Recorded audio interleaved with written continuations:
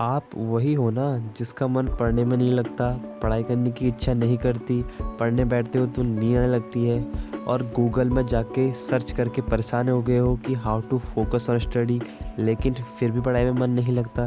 तो आज मैं आपको ऐसी टिप्स बताने वाला हूँ जिससे आपका मन पढ़ाई में या किसी चीज़ में भी लग जाएगा। So let's start. Number 1, set goal.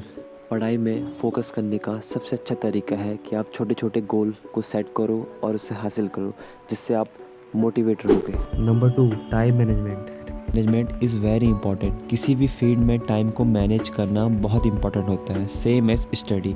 अगर हम हर सब्जेक्ट को स्पेसिफिक फिक्स टाइम दें तो इससे हमारी स्टडी काफ़ी हद तक इम्प्रूव हो सकती है और इससे हम कम समय में काफ़ी अच्छी प्रोडक्टिविटी के साथ न्यू स्किल को सीख सकते हैं या न्यू कॉन्सेप्ट को ईजिली समझ सकते हैं।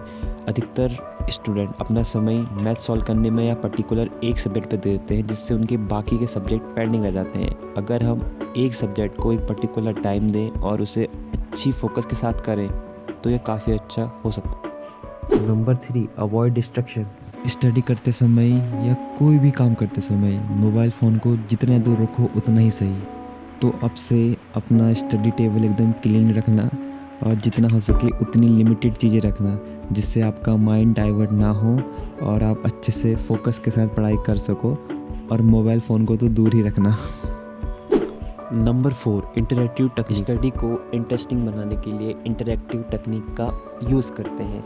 इस टेक्निक में हम किसी टॉपिक को समझने से पहले अगर उसको चार्ट के थ्रू, फ्लो चार्ट के थ्रू या डायग्राम के थ्रू समझें तो इससे हमें पढ़ा हुआ लंबे समय तक याद रहता है और हमारे माइंड में एकदम से वो चीज़ें कैप्चर हो जाती हैं जो हमें स्टडी में हेल्प करती हैं।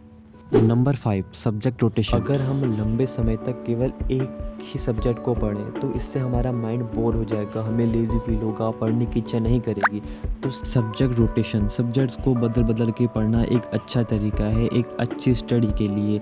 ऐसा करने से हमारा माइंड और बॉडी दोनों रिलैक्स होती है, जिससे हमें चीज़ें लंबे समय तक याद रहती हैं और हम बोर भी नहीं होते। तो make sure after this video you will apply this method and improve your study. खाना खाने के बाद या आफ्टरनून में हमें कोई भी लर्निंग सब्जेक्ट को लर्न नहीं करना है, बिकॉज इस समय हमें पढ़ा हुआ याद तो होगा नहीं। क्यों ना इस समय हम कुछ दूसरा वर्क कर सकते हैं, जैसे कि कोई असाइनमेंट बनाना, नोट्स तैयार करना या राइटिंग करने का काम।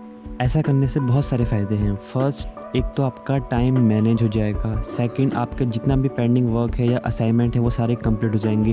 थर्ड, जो कि मोस्ट इम्पॉर्टेंट है, इस टाइम हम लर्न करने बैठें तो हमें लर्न तो होगा नहीं, बिकॉज हमें लेज़ी फील होगा, सोने की इच्छा करेगी, तो हमारा क्या होगा, टाइम वेस्ट होगा। तो क्यों ना इस टाइम को यूटिलाइज करके हम इसमें कुछ ऐसा वर्क कर ले जिसमें हमारे माइंड को ज़्यादा जोर ना पड़े। जैसे हम कुछ भी लिखने का काम कर सकते हो या ईजी मैथ के क्वेश्चन सॉल्व कर सकते हो, पजल सॉल्व कर सकते हो, या आप अपने माइंड को फ्रेश फील कराने के लिए ड्राइंग कर सकते हो, म्यूज़िक सुनते हो या अलग हाउस होल्ड के वर्क कर सकते हो, जिससे आपका टाइम फर्दर बच सके और उसमें आप अच्छे से इफ़ेक्टिव तरीके से लर्न कर सको।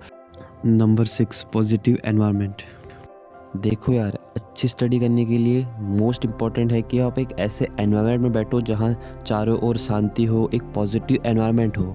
मेक श्योर कि आप एक ऐसे एनवायरनमेंट में पढ़ाई करो जहाँ चारों ओर बहुत शांति हो, एक पॉजिटिव एनवायरनमेंट हो। इसका सबसे अच्छा तरीका है कि आप अपने जो नियर बाय लाइब्रेरी है वहाँ जाके पढ़ सकते हो या ग्रुप स्टडी कर सकते हो।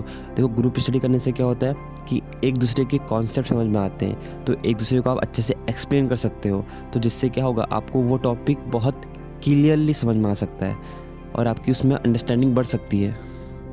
चलो मैं आपको एक बोनस देता हूँ। अगर आप रात को स्टडी करना प्रेफर करते हो तो इसका सबसे अच्छा तरीका है कि आप अपने कमरे की सारी लाइट को ऑफ रखो और टेबल लैंप से पढ़ाई करो।